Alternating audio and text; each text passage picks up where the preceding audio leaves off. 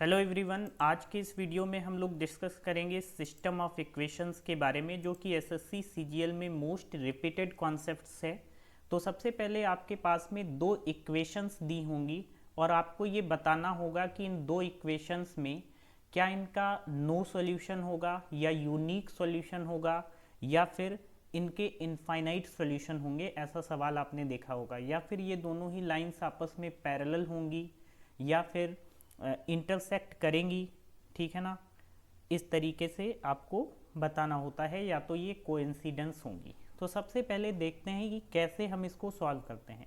मान लीजिए कि ये टू लाइंस हैं, आर टू लाइंस। सपोज ये दो लाइंस आपके सामने दी गई हैं, दो लाइंस का इक्वेशन दिया गया है। तो जो पहली कंडीशन होती है ना, पहली कंडीशन वो ये हो सकती है कि if two lines are parallel, if two lines are parallel, अगर दोनों ही लाइंस कैसी हों, पैरेलल हों, यानी कि पैरेलल का मतलब क्या होता है हिंदी में, समानांतर हों, समानांतर हों। तो इसके लिए जो कंडीशन यूज होती है वो क्या होती है, सर a1 अपान में a2 बराबर b1 अपान में b2 doesn't equals to C1 अपान में C2। ये कंडीशन है अगर दो लाइंस क्या है, पैरेलल हैं।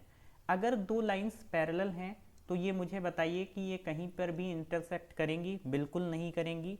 तो इसका मतलब इस केस में क्या होगा, नो सॉल्यूशन। इनका कोई भी सॉल्यूशन पॉसिबल नहीं होगा, इस बात को ध्यान रखना। अच्छा, मैंने कैसे इसको लिख दिया डायरेक्ट, तो ये भी आप समझ लें। अगर दो लाइंस पैरेलल हैं तो इसका मतलब उनकी स्लोप क्या होगी, बराबर m1 बराबर m2। और स्लोप का मतलब क्या होता है, माइनस कॉफिशिएंट ऑफ x अपान में कॉफिशिएंट ऑफ y। यानी कि पहली लाइन के लिए ये स्लोप हो गई और दूसरी लाइन के लिए स्लोप क्या हो गई, सर माइनस का a2 अपान में b2। अब आप इसको क्या करेंगे, अरेंज करेंगे, तो सर a1 अपान में a2 बराबर b1 अपान में b2 ऐसा होगा। और ये कांट इक्वल्स टू c1 अपान में c2। ये पैरेलल लाइन के लिए कंडीशंस है। अगर दो लाइंस आपस में पैरेलल होंगी तो नो सॉल्यूशन होगा, और ये कंडीशन आपको याद रखनी है। ठीक है, चलिए आगे चलते हैं। अगर मान लीजिए सपोज आप कंसीडर कर लें कि दूसरी कंडीशन क्या है। दूसरी कंडीशन ये है कि if two lines are coincident each other, if two lines are, अगर ये दोनों ही lines are coincidents, sorry coincident, मतलब ये एक दूसरे पर लाई करती हैं। Two lines are coincident each other, एक दूसरे पर लाई करती हैं, या हिंदी में अगर हम लोग लिखें तो ये संपाती हों। कैसी हों, संपाती हों। अगर दो लाइंस हैं और मान लो जैसे ये दो लाइंस हैं और ये दोनों ही लाइंस एक दूसरे पर एकदम लाई कर रही हैं, तो इसका मतलब क्या होगा, आप मुझे बताएंगे इसका मतलब क्या होगा। सर इसका मतलब तो आप कहेंगे यहाँ भी इसका एक सॉल्यूशन, यहाँ भी इसका, हर एक पॉइंट पर ये इंटरसेक्ट कर रही है। तो इस केस में क्या होगा, इस केस में इनफाइनाइट सॉल्यूशन पॉसिबल होंगे, यानी कि इस केस में अनंत हल पॉसिबल होंगे। Infinite solution, infinite solution are possible. और इस केस में जो कंडीशन बनेगी वो ये बनेगी, सर a1 अपान में a2 बराबर b1 अपान में b2, ठीक है, और बराबर c1 अपान में c2। क्योंकि हूबहू एक ही लाइन है ना, दो लाइन समझ लो एक ही हैं जब एक दूसरे पर कोइंसिडेंस हैं। तो इस तरीके से दोनों लाइन क्या होंगी, संपाती होंगी, कोइंसिडेंट होंगी, और इस केस में इनफाइनाइट सॉल्यूशंस जो है वो पॉसिबल होंगे। बिल्कुल सही है। सर तीसरी कंडीशन पर हम लोग बात कर लेते हैं, तीसरी कंडीशंस पर। तो तीसरी कंडीशन क्या होगी, आइए इसको भी समझते हैं। सर तीसरी कंडीशंस होगी, if two lines intersect, if two lines, अगर आपके पास में जो दो लाइंस हैं ना वो इंटरसेक्ट करती हैं एक पॉइंट पर, intersect at a point.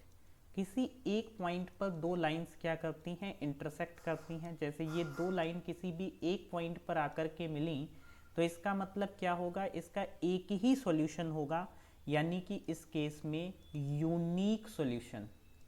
X और वाई के जो मान निकल करके आएंगे वो निश्चित होंगे, यानी कि यूनिक होंगे। समझ में आई बात। और इसमें जो कंडीशन होती है वो ये होती है यूनिक सॉल्यूशन में, a1 अपान में a2 this doesn't equals to, ये बराबर नहीं होगी किसके, b1 अपान में b2 के। ठीक है ना, ये आपको याद रखना है। a1 upon a2 doesn't equals to b1 upon में b2। ठीक है, क्या आप समझ पाए हैं। यानी कि इस केस में क्या होगा, अद्वितीय हल होंगे, अद्वितीय हल होंगे, अद्वितीय हल होंगे। क्लियर है ये बात। आप बोलेंगे सर एकदम क्लियर है। ये कैसे मैंने लिख दिया, ऐसे लिख दिया कि यहाँ पर अगर दो लाइन एक दूसरे को इंटरसेक्ट कर रही हैं तो इसका मतलब क्या है कि ये पैरेलल नहीं है, तो इनकी स्लोप भी आपस में पैरेलल नहीं होगी। और स्लोप निकालने का तरीका माइनस एक्स का कॉफिशिएंट अपान में वाई का कॉफिशिएंट और माइनस एक्स का कॉफिशिएंट अपान में वाई का कॉफिशिएंट, ये इक्वल नहीं होगा। आप इससे फाइंड आउट कर सकते हैं। ठीक है, अगर आप कहेंगे तो हम आगे पूरी कोऑर्डिनेट ज्योमेट्री को एक लेक्चर में पढ़ा देंगे, उसके लिए आप कमेंट कर सकते हैं। चलिए अब इसी पर बेस्ड कुछ सवाल हम लोग डिस्कस कर लेते हैं, अगर आपने कॉन्सेप्ट जान लिया है तो। चलिए पहला सवाल आपके सामने है। हाँ जी, पहला सवाल आपके सामने है कि दो चर वाले मतलब दो वेरिएबल वाले निम्नलिखित रैखिक समीकरणों के निकाय के हल के बारे में क्या निष्कर्ष निकाला जा सकता है।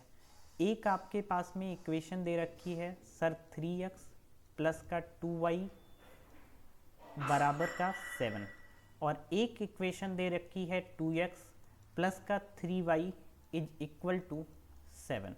ठीक है ना, ये कंडीशन दे रखी है। चलिए हम चालू करते हैं निकालना। क्या a1 अपान में a2 मैंने लिखा, और b1 अपान में b2 मैंने लिखा, और c1 अपान में c2 मैंने लिखा। ये 1 आएगा। ये तीनों ही आपस में क्या हैं, डिफरेंट हैं, डिफरेंट हैं। ये तीनों ही डिफरेंट हैं। अगर ये दोनों आपस में डिफरेंट हो गए तो इसको निकालने की ज़रूरत ही नहीं है, मैंने बताया था। अगर ये दोनों बराबर नहीं हुए तो अभी अभी मैंने बताया था कि ऐसी दो लाइनें एक पॉइंट पर आपस में इंटरसेक्ट करेंगी, यानी उनका यूनिक सॉल्यूशन पॉसिबल होगा। अभी आपने पिछले स्लाइड पे देखा, अगर नहीं याद है तो मैं आपको दिखा देता हूँ। कंडीशन ये है, ठीक है ना। चलिए नेक्स्ट क्वेश्चन पे हम लोग चलते हैं। के किस मान के लिए निम्नलिखित समीकरण के अनंत हल होंगे। अब देखिए इनफाइनाइट सॉल्यूशन के लिए हमने क्या बताया था कि लाइन आपस में क्या करेंगी, लाई करेंगी। अब लाई करेंगी तो कंडीशन क्या थी, यानी कि a1 अपान में a2 बराबर सर b1 अपान में b2 बराबर c1 अपान में c2। ऐसा होगा, बिल्कुल होगा। चलिए आइए देख लेते हैं यहाँ से।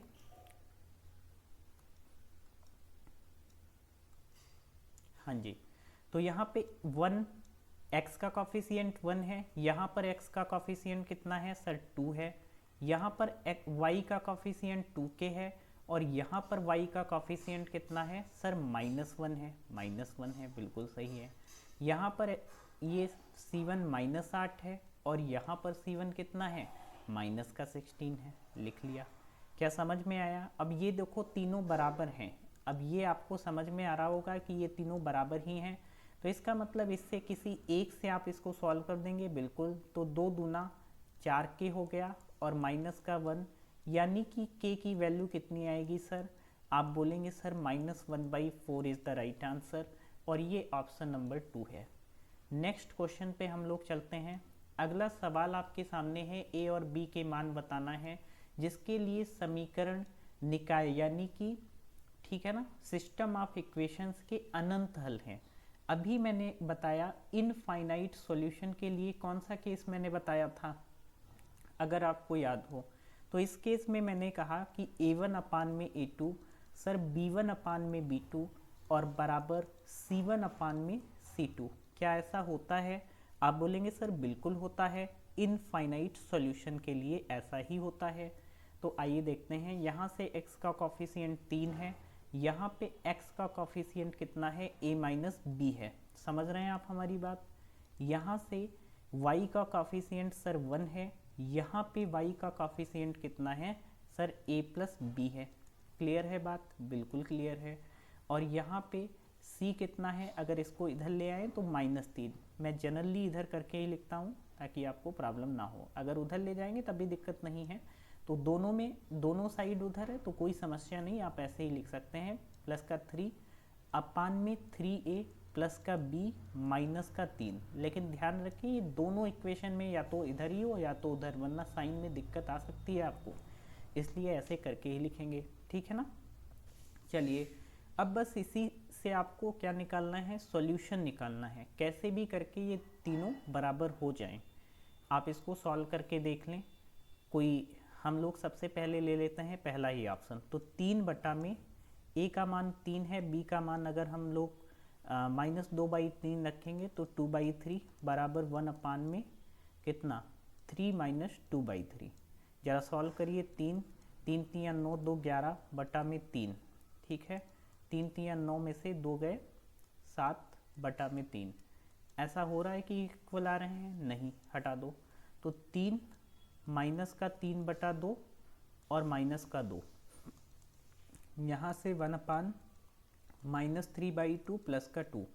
जरा देखिए सॉल्व करके। 2 दूना 4 माइनस का 7 अपान में कितना? 2। यहाँ पे 1 माइनस का 3 और प्लस का 4, यानी कि ये तो आ जाएगा सर 1/2। यहाँ भी इक्वल नहीं होगा दूसरे ऑप्शन से। तीसरा ऑप्शन अपन लोग रखते हैं। तो तीसरा ऑप्शन क्या होगा सर?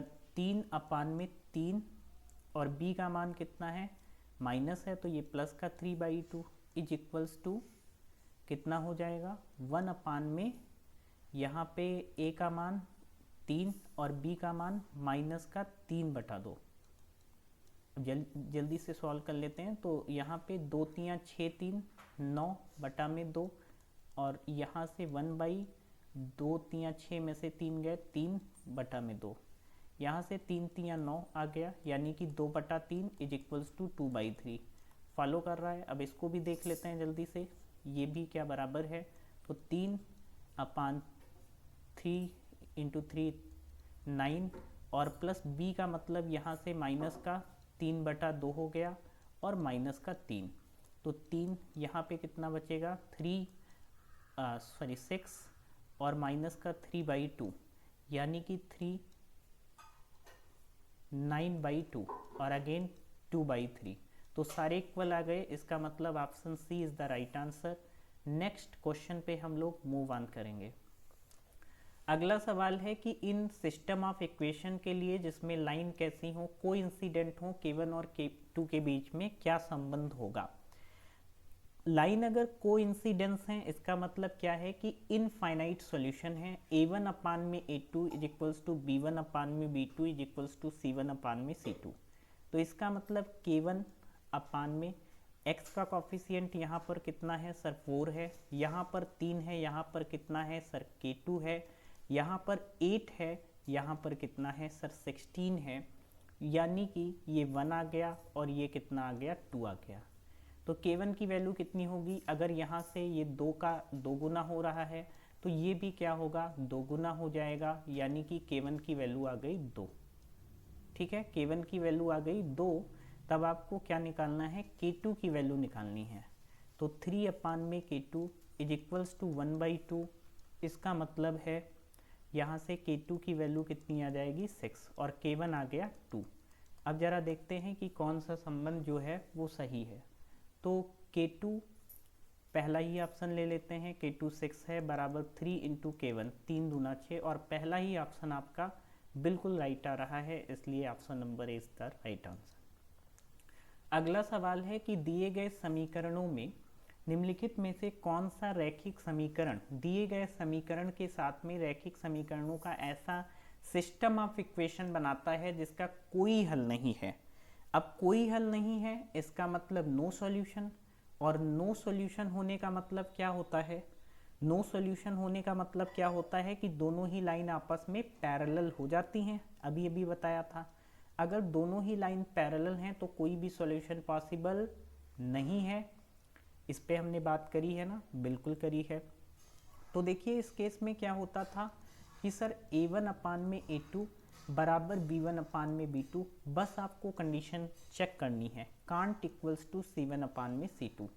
ये कंडीशन अगर आप चेक कर लेंगे तो बात बन जाएगी। पहले में देखिए तो 5/5 पहला ऑप्शन हम लोग चेक कर रहे हैं, ये 7/7 इज इक्वल्स टू -8 अपान में -16 डजेंट इक्वल्स टू, क्योंकि ये 1/2 और ये 1 आ गया, तो पहला ही मेरे हिसाब से आंसर हो जाएगा।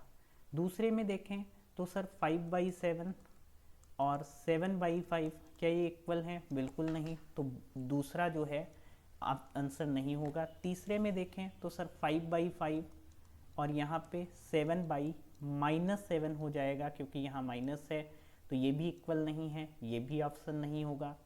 5/10 और यहाँ पे 7/14 और यहाँ पे 8/16, यानी कि 1/2, 1/2 और 1/2, ये तीनों इक्वल आ गए। और जैसे ही ये तीनों इक्वल आ गए फिर क्या होता है, फिर तो लाइन को इंसिडेंस हो जाएंगी, को इंसिडेंट हो जाएंगी, यानी कि संपाती हो जाएंगी और इनफाइनाइट सॉल्यूशन हो जाएंगे। लेकिन आपको क्या बताना है, नो सॉल्यूशन वाली कंडीशन, तो केवल और केवल पहला ही ऑप्शन सही है। आज के इस वीडियो में इतना ही रखते हैं। अगर आपको कंप्लीट चैप्टर चाहिए coordinate geometry, you can comment, आप कमेंट कर सकते हैं। इसके अलावा वीडियो अगर पसंद आई हो तो इसको ज़्यादा से ज़्यादा लाइक करें, शेयर करें, और इसके अलावा चैनल को सब्सक्राइब भी करें। Thank you for watching.